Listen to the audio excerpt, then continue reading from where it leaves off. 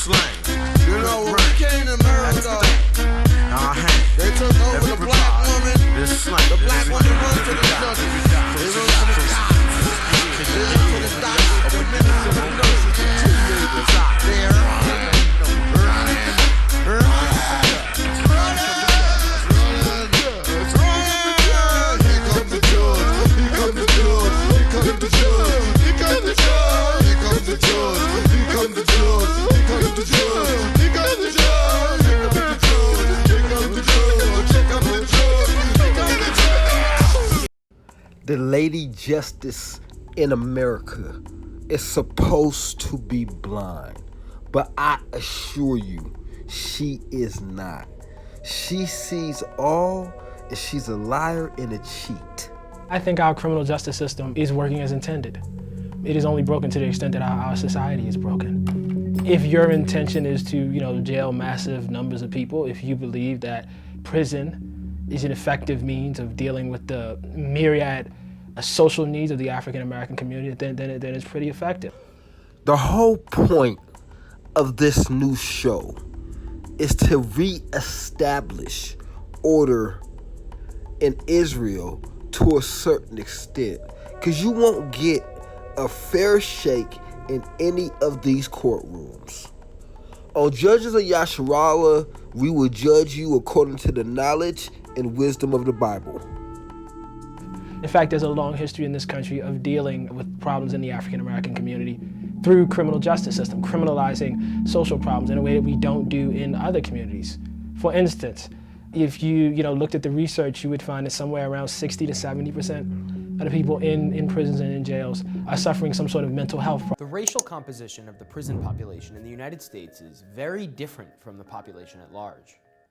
If people are worried about inequality in America today, I think this deserves more attention in the discussion.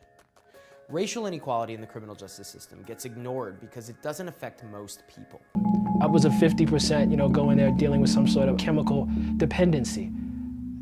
Viewed from another lens, these are public health problems. One could look at, the massive number of African American men who are out of work, and the intersection between that and prison. Or one could look at where prisons are located. And, you would find that a lot of times prisons are located in rural regions.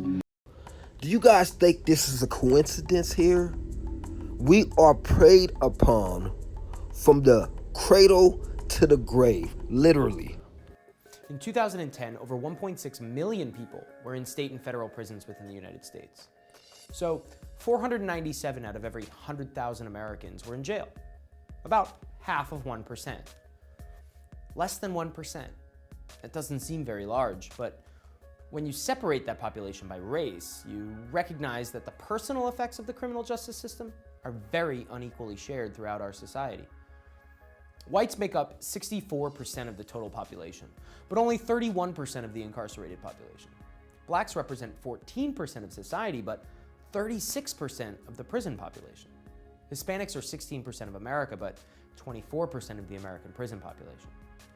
Less than 1 in 100 Americans are currently in jail, but for some races, genders, and age groups, that ratio is a lot larger. Where all other industries effectively shut down. And you might think of that as actually an employment problem and not a criminal justice problem. The enduring view of African Americans in this country is as a race of people who are prone to criminality. I mean, literally, we have the notion of black people as, criminals written into our Constitution. We have a fugitive slave clause, which effectively makes all the things that are normal for any other American in that period illegal for black people.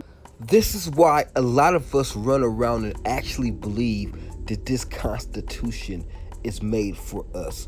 But I assure you that it is not. Made for us in a way that it helps us, but it is made for us in a way that it destroys us. For example, if you're young, black, and male, it's closer to about 1 in 4. That means you'd have a higher probability of going to jail than of getting married or going to college. These results are unequal and problematic, as poor black communities lack so many of their members. But what can be done? The causes of this trend are undoubtedly complicated and multi-causal. But there is reason to suggest that part of the blame is our criminal justice system itself. in the ways police officers enforce laws, in the ways that laws are written and prosecuted, and more. To pursue your own freedom was illegal. Slavery, was enforced by the criminal justice system, the slave laws. It made, very, very ordinary things like learning to read effectively a criminal act. Frederick Douglass is an escaped slave. He's a criminal. He's stolen his body, as he says in one of his speeches. Harriet Tubman, is running a massive criminal conspiracy, stealing people. Never forget, at one particular time, we were considered these people's property to do what they will with. I know we all love Martin Luther King today, but in his time, by the highest powers in the American justice system, Martin Luther King was viewed as a criminal, by J. Edgar Hoover. Arguably, perhaps by the Kennedy administration and the Johnson administration. I say that because they signed off on the bugging, of his home and wherever he was. In many cases, it is not overt racism by individual actors. Many police officers, prosecutors, and judges are undoubtedly trying to be fair and trying to do the right thing. But economics can explain how unequal enforcement of the criminal law happens anyway. This is because the political and bureaucratic structure of the criminal justice system creates perverse incentives. The formal laws surrounding drug prohibition, for example, are written as if to be colorblind. But people with different levels of wealth face different costs and benefits to participating in the drug trade. The lens of criminal justice is the way this country has traditionally regarded black people. I don't know that anything is broken at all. The deeper question is, are we okay with something on the order of 4,000 African-American males per 100,000 being in jail? Are we okay with that? Are we okay with, there being a 1 in 3 chance for every, African-American male born in this generation of eventually doing some sort of time in prisons and in jails? Are we all right with that? Different groups consume different drugs at different rates, and lastly, those groups are politically represented in very different quantities. Thus, they are arrested and incarcerated at very different rates.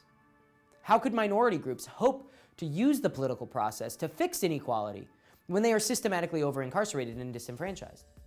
Despite noble intentions, politics often does not affect the basic incentives of costs and benefits faced by political or citizen actors. We might need a new approach to social change if we are going to address these problems. We definitely need more study into the causes of inequality, and we should admit that radical changes might be both necessary and preferable to the status quo. And that goes to the deeper question of, are we all right with black people in the position that they are in our society? Or do we have some sort of, long-term commitment to justice? Judges of Yasharallah will handle any matter using the Bible as we stated before. All you gotta do is contact us, tell us your situation.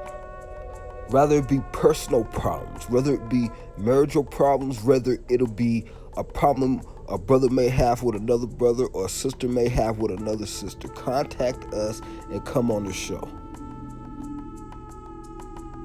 We're also setting up counsel for Israelites who are having suicide thoughts. Now, coming to this truth, if you don't have a strong foundation around you, can be a bit hard because Satan is going to be on you trying to take this truth from you, and you will be spiritually attacked.